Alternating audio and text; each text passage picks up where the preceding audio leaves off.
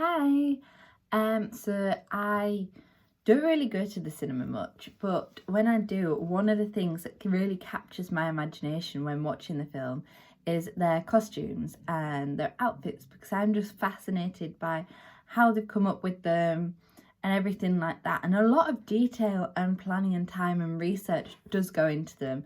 So I always kind of, want to appreciate them, and I probably appreciate that more than I do the set or anything like that. So I went to see the 1917 movie the other day, and it was good. I'd highly recommend it. But for me, historical films are some of my favourite kind of films anyway. So I am kind of that genre is what I'd usually gravitate towards.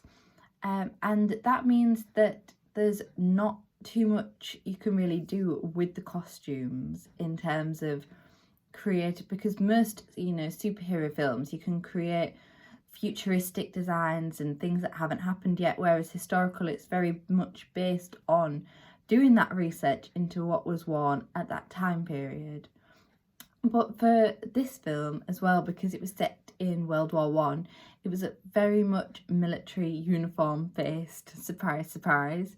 So there were a lot of kind of drab colours, because they obviously wouldn't send soldiers out in vivid colours and paint them almost as targets. So it's kind of all the greens and greys and beige. And the uniform, to me, I'm not an expert on uniform either for the wars, but to me it looked quite accurate, quite good. They had different, I'd say, classes even in the uniform, which seemed very accurate to what it would be. So officers and lieutenants and generals, they all had clothing of the quality that suited their position, which I thought was quite good, because there's little things like that with costume design where it influences your mind to think about the film more, and you're not even realizing it happens, because in the script it'll give a little description of their personality, and this will be often expressed through their clothing. So it's not only the actor that transfers this kind of character, but also what they're wearing contributes to it a lot, and it can kind of create a recognizable figure. With this, it seemed accurate. There seemed to be very good tailoring. I did enjoy looking at the styles. I am more women's wear focused, and obviously soldiers, not women. So there was one woman in there, and she was wearing a pretty skirt from what I could see, but this was almost, I didn't expect there to be a lot of clothing kind of difference, because they all dressed in the same and everything like that, not a lot of colour.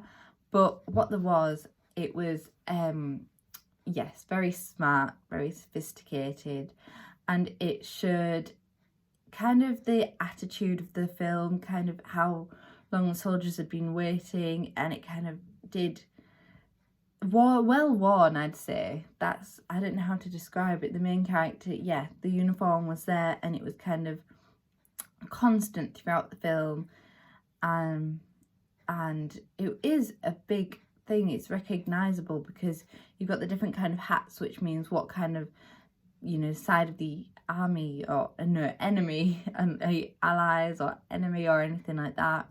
But the detail that must have gone into researching it, with the little pantaloon pants and the leather kind of boots and everything like that, everything was just ideal and spot on, just making the movie even more convincing, as if you were there.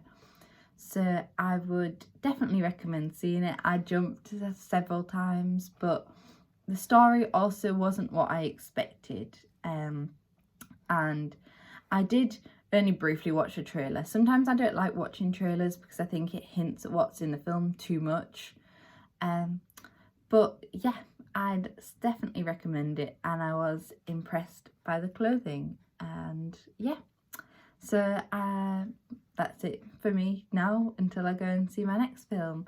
But bye.